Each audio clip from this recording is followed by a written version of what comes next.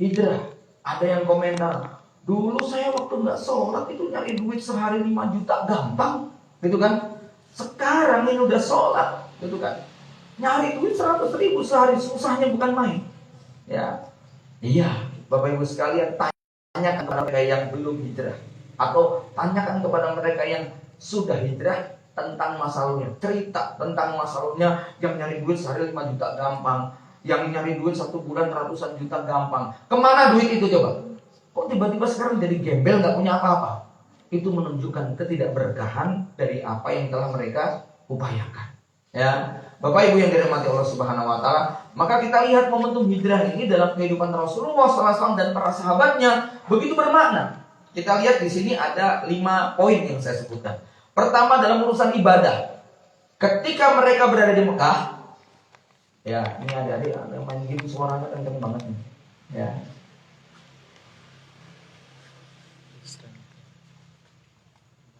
Ketika mereka belum hijrah, apa yang terjadi di Mekah? Ya. Sahabat Abu Dzar Al-Ghifari itu digebukin oleh orang-orang Quraisy. Ibnu Mas'ud baca Quran dipukulin sampai pingsan. Ya. Ibadah mereka sangat terganggu. Bahkan level Rasulullah SAW itu sholat pun dilempari dengan kotoran. Bukan cuma kotoran, Pak. Itu bekas onta disembelih. Apa namanya? Jeruannya itu disiramkan di tubuh Rasulullah SAW. Terbayangkan bagaimana kotor dan menjijikkannya. Ya, ini suasana ibadah ketika belum hijrah. Setelah hijrah, Masjid Nabawi tegak, Masya Allah. Sholat 5 waktu, bahkan masjid dijadikan sebagai BSM. Bahkan ada ashabus sufah yang jumlahnya 400 orang, nggak punya rumah, nggak punya tenda, nggak punya kos-kosan, tinggalnya di sekitar Masjid Nabawi. Maka ibadah umat Islam menjadi jauh lebih tentram ya dibandingkan dari sebelum hijrah. Ya. Kemudian yang kedua, bicara tentang dakwah. Ini saya tambahkan dakwah. Seperti yang diceritakan oleh sahabat Hasan bin Sabit. 13 tahun Nabi berdakwah di Mekah dengan lemah lembut, dengan akhlak yang mulia, dengan sopan santun, dengan kalimat-kalimat yang sangat santun. Tetapi yang masuk Islam cuma 100 orang kurang. 13 tahun, Pak. Yang masuk Islam cuma 100. Ya. Kenapa? Ada petinggi-petinggi Quraisy, orang-orang musyrik yang menjadi penghalang. Maka kehebatan dakwah Nabi ini bukan hanya 100 orang yang beriman. Berarti setahun yang masuk Islam berapa? Gak ada 10, Pak. Ya, sebulan gak ada 1. Ya, 1 kurang, setengah atau 3/4 yang masuk Islam. Jadi bulan 1, 2 bulan 1. Apa yang terjadi setelah Rasul pindah ke Madinah? 10 tahun di kota Madinah. Maka Rasulullah SAW itu bisa kita lihat hasil dakwahnya. Berapa yang masuk Islam? 124.000 yang masuk Islam. Berarti 1 bulan yang masuk Islam berapa? 1 tahun berapa?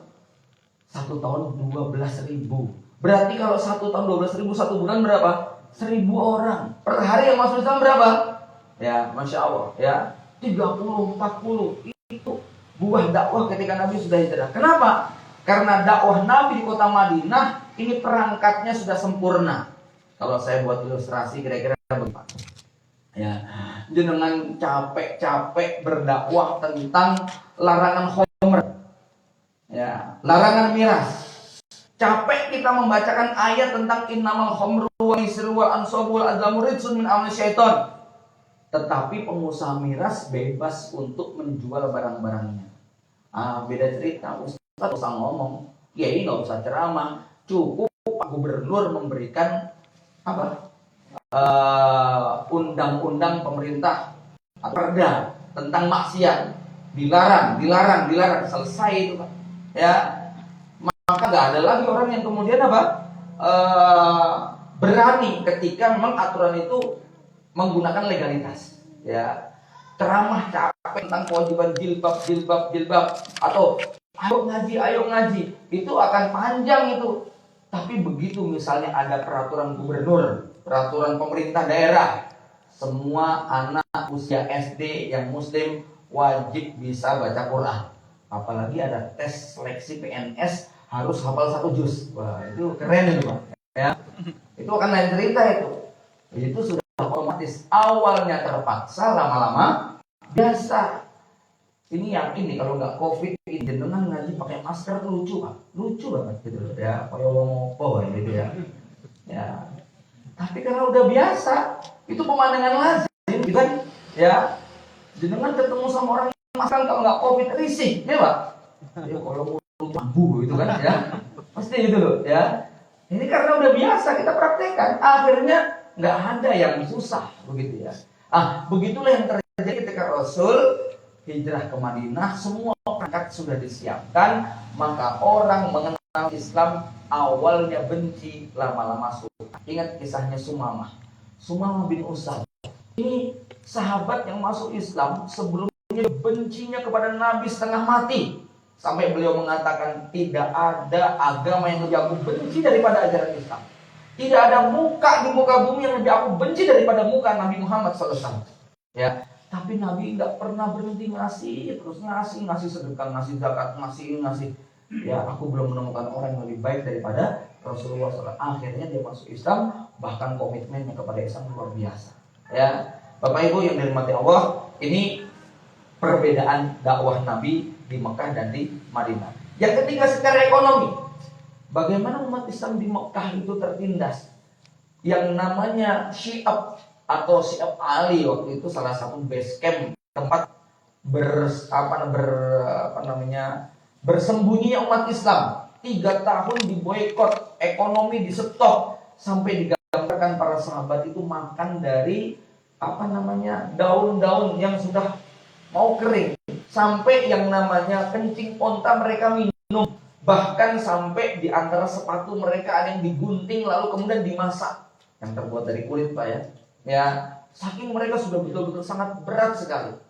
Apa yang terjadi setelah mereka hijrah ke Madinah? Di Madinah yang dibangun Nabi ada 2, 1 masjid, 2 pasar. Ya, bukan cuma itu, Nabi menghasung gerakan ekonomi keumatan yang luar biasa. Apa di antaranya? Nabi mengatakan man ahya ardo mayyitan fahuwalahu. Siapa yang mau memakmurkan tanah mati, tanah kosong, siapa yang mau menanami dengan pohon-pohonan, itu tanah jadi miliknya. Itu tanah-tanah padang pasir yang kering kerontang gersang itu kemudian digarap oleh para sahabat sampai kemudian di perkebunan yang sangat luas. Ekonomi, Nabi bikin pasar sendiri. Dominasi Yahudi yang tadinya menguat menjadi melemah. Ya, sosok Abdurrahman bin Auf baru 1 tahun hijrah, ya, sudah nikah, tahun kedua jumlah karyawannya sudah lebih dari 100 orang. Padahal ketika dan pertama ditawari sama siapa? Salim Robi, ya, aku punya istri 2. Jangan istri dulu. Aku punya rumah 2. Kalau mau kau pakai silahkan. Yang 1 buat kamu. Aku punya kambing 20. Yang 1 kamu ambil, ya, nanti biar tetap milikku. Aku juga punya istri 2, dalam riwayat istri 4, ya. Kalau kau berkenan, yang 2 aku ceraikan, silahkan kamu pilih yang paling kamu sukai. Nanti kalau sudah habis masa idahnya, kamu nikahi. Abdurrahman bin Auf memang mentalnya bukan mental gratisan lah. Saya nggak bisa bayangkan kalau jenengan yang ditawari, gitu kan ya. Orang ditawari aja jalo-jalo, gitu, ya. Nggak ada yang nawari minta-minta kok. Abdurrahman bin Auf mentalnya memang mental orang kaya betul, enggak? Anak tajir, saya ini pedagang. Tunjukkan di mana pasar, ya. Masya Allah, Abdurrahman bin Auf dalam waktu singkat mengalami lompatan yang secara ekonomi luar biasa, sampai prinsipnya Abdurrahman bin Auf, tidaklah aku mengangkat sebuah batu kecuali aku berharap di baliknya ada emas, gitu ya. Maka mental kayanya nih semua jadi peluang bisnis. Kalau kita kan mau ngangkat batu kalah jengking mestinya, gitu ya. Ya, mau bisnis takut kok gagal, kok bangkrut, kok ini, kok itu, gitu ya. Mental seperti itu, ya. Akhirnya susah untuk jadi orang yang mandiri, ya. Bapak Ibu yang dirahmati Allah, secara politik umat Islam memiliki kepemimpinan yang sah dan legal. Sebelumnya Rasulullah statusnya buronan, tapi begitu pindah ke kota Mekah, kemudian Sulhul Hudaybiyah ditegakkan, terjadi perjanjian damai, Rasulullah statusnya resmi sebagai kepala negara kota Madinah yang diakui bukan hanya oleh warga Madinah tetapi juga di seluruh negeri. Dan itu dibuktikan dibuktikan dengan banyaknya surat-surat kenegaraan yang pakai stempel resmi dikirim oleh para sahabat ke sejumlah negara.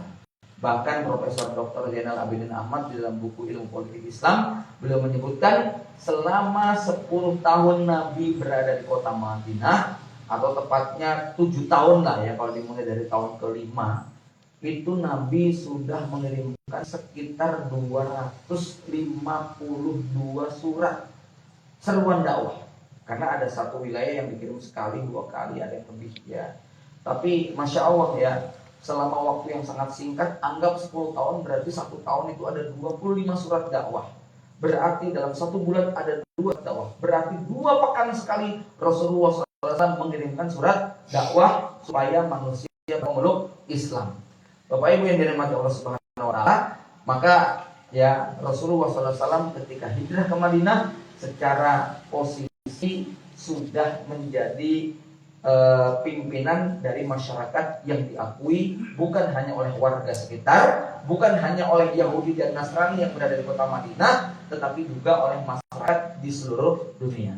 Kemudian secara militer, selama 10 tahun di Madinah ada sekitar 25 ghazwah, yaitu peperangan yang dipimpin langsung oleh Nabi, dan 35 syariah. Ya, total lebih daripada 60, Pak. Ada sekitar 70-an dua. Tapi ada yang besar, ada yang kecil. Ya, ini minimal. Makanya dalam hal ini secara posisi Rasulullah SAW secara militer sejak turunnya ayat wa'idul lahum mastata'tum min quwwah, para sahabat ini menjadi kekuatan yang diperhitungkan. Anda bisa bayangkan bagaimana ketika Persia dengan 7,4 juta kilometer wilayah kekuasaan yang dimilikinya, tiba-tiba kedatangan surat ya dari sebuah negara kecil Madinah. Ya, maka sang raja Kisra begitu membaca surat kok berbunyi yang tidak lazim. Kenapa tidak lazim? Karena biasanya semua surat-surat yang dikirimkan kepada raja pasti isinya tuh jilat semuanya. Kepada yang maha agung dan mulia, raja di raja, penguasa timur dan barat, yang kekuasaannya membentang dari Maroko sampai Merauke, yang singgasananya begitu indah dan megah, yang istrinya begitu banyak jumlahnya, yang ini yang banyak disebutkan jilatnya, dari hambamu yang hina, yang lemah, fulan bin fulan, begitu. Itu surat pada zaman dulu isinya begitu. Tapi Rasulullah nggak begitu bunyinya, langsung Bismillahirrahmanirrahim, min Muhammad Rasulillah ila adimi Faris Kisra, ya, aslim taslam, langsung begitu, Pak. Dari Muhammad bin Abdullah, ya, dari Muhammad Rasulullah utusan Allah kepada, jadi yang didahulukan adalah nama Muhammad Rasulullah, rajanya baru setelah itu. Ini betul-betul merupakan sebuah penghinaan, ya. Akhirnya kemudian belum selesai surat itu dibaca sudah dirobek-robek Isra. Begitu berita itu sampai kepada Nabi Rasulullah SAW, mazzaqallahu mulkahu, Allah akan robek-robek kekuasaan, ya. Dan apa yang dikatakan Nabi menjadi kenyataan. Hanya dalam rentang waktu 4 tahun terjadi kudeta, pergantian penguasa lebih dari 10 kali, ya, yang akhirnya belum 2 tahun genap kepemimpinan Umar bin Khattab, maka seluruh wilayah Persia 7,4 juta kilometer persegi itu jatuh ke tangan umat Islam. Salah seorang sahabat yang paling fenomenal, ya, punya peran penaklukan wilayah Persia adalah sahabat yang bernama Sa'ad bin Abi Waqqas, panglima perang Qadisiyah, Madain, kemudian puncak terakhirnya adalah Nahawan, ya. Bapak Ibu yang dirahmati Allah Subhanahu wa taala, kemudian dari sisi budaya, umat Islam juga demikian, sudah punya ciri khas karakter yang sangat berbeda, sehingga betul-betul umat Islam memiliki corak dalam urusan makanan, minuman, pakaian, ucapan, itu berbeda dengan apa yang dilakukan oleh orang Yahudi dan orang-orang Nasrani. Bapak Ibu jamaah yang dirahmati Allah Subhanahu wa taala, inilah fadzakirhum biayyamillah, ingatkan manusia dengan hari-hari Allah. Di antaranya adalah hari-hari pada bulan Muharram yang secara sejarah masa silam memiliki konten yang sangat luar biasa. Maka buat kita hari ini Muharram 1442, ayo kita jadikan sebagai momen bagi kita untuk memulai kehidupan kita yang lebih baik di segalanya. Ekonomi kita, agama kita, keluarga kita, masyarakat kita, ibadah kita harusnya menjadi lebih baik daripada sebelum-sebelumnya. Aku qouli hada wa astaghfirullah wa lakum. Assalamualaikum warahmatullahi wabarakatuh. Ya, demikian tadi Bapak dan Ibu semua warahmatullah, kajian kita pada malam hari ini. Luar biasa, materi yang sangat spesial. Mudah-mudahan menjadi wawasan kita ya berkenaan dengan tahun Hijriah. Bapak Ibu semua warahmatullah, sekali lagi karena waktu ada beberapa pengumuman dulu ya yang saya sampaikan. Yang pertama, kami mohon dengan sangat untuk senantiasa menjaga protokol kesehatan ya di kajian kita hari ini dan seterusnya. Dan yang kedua, misalkan pada panjenengan Bapak dan Ibu yang menginginkan materi beliau bisa langsung dengan langsung saya, jampi saya, insya Allah akan kita kirim lewat WA. Kemudian bagi Bapak Ibu yang mungkin menginginkan masuk grup kajian kita ya, masih banyak yang belum, mohon dengan sangat bisa menghubungi kami ya, 081 329 721 115 ya. Tapi yang belum masuk grup sekali lagi ya, 081 329 721 115. Kemudian Bapak Ibu yang menginginkan atau jamaah yang menginginkan ngecamp bareng kami ya di Lawu Resort nama Kamabit kita, silakan bisa DP juga pada saya. Insyaallah kita akan laksanakan di hari Sabtu dan Ahad tanggal 12 13 September 2020 ini. Kemudian kita buka juga donasi air bersih buat saudara-saudara kita yang ada di Barat Bubito. Monggo ini bisa menjadi semangat buat kita untuk sedekah ya. Demikian pula kita juga masih buka ya program donasi keramik yang saat ini alhamdulillah di sebelah barat musola kita sudah ada keramik di lantai 2 ini. Lantai 2 sudah insya Allah sudah mudah-mudahan sudah cukup ya. Kita lanjutkan nanti di lantai 3 dan lantai 1. Kemudian kami juga menyampaikan bahwasanya untuk para jamaah yang mungkin hari ini belum bisa rawuh atau mungkin belum tahu informasinya, kami sampaikan kepada panjenengan monggo diinformasikan. Demikian Bapak Ibu jemaah rahimakumullah, kajian pada malam hari ini yang bisa sampaikan. Kami mohon maaf atas ketidaknyamanan dari panjenengan, dari kita yang mungkin dari panitia mungkin juga belum maksimal, tempat juga mungkin belum bisa maksimal juga, area musola yang belum jadi. Demikian pula mungkin juga yang sampai sekian kali setiap kesini tidak dapat snack ya, mohon maaf. Sebenarnya kita juga setiap ini meningkatkan, menambah, akhirnya jumlah daripada jamaah semakin banyak pula. Sekali lagi kami mohon maaf yang sebesar-besarnya. Mudah-mudahan tidak hanya itu ya datangan kita dalam rangka untuk tolong beli. Mari kajian pada malam hari ini kita tutup dengan doa. Subhanallah. Assalamualaikum warahmatullahi wabarakatuh. Waktu kami berikan kepada Bapak. Doa kajian musola Nurul Islam Yasin Allah. Demikian jadi kajian pada malam hari ini, semoga bisa bermanfaat dan menambah wawasan bagi kita semua. Marilah kita dengan perasaan hamdalah bersama-sama. Alhamdulillahirobbilalamin. Assalamualaikum warahmatullahi wabarakatuh.